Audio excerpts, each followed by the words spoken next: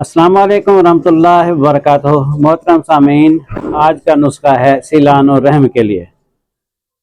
ये बनता है गुल अनार से। आजकल अनार के पौधों पे बहार आ रही है, इनको इंशाल्लाह फूल लगेंगे।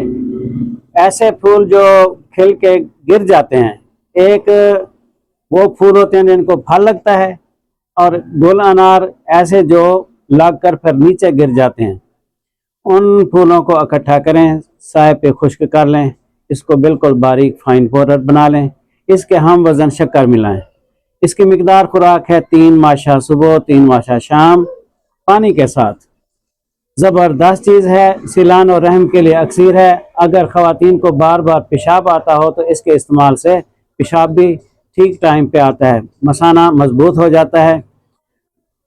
इसका बनाना भी आसान है, इस्तेमाल भी आसान। आजकल इसका मौसम आ रहा है, बनाएं, इस्तेमाल करें, दुआ में याद रखें। अस्सलाम वालेकुम रहमतुल्लाहि व बरकातुहू।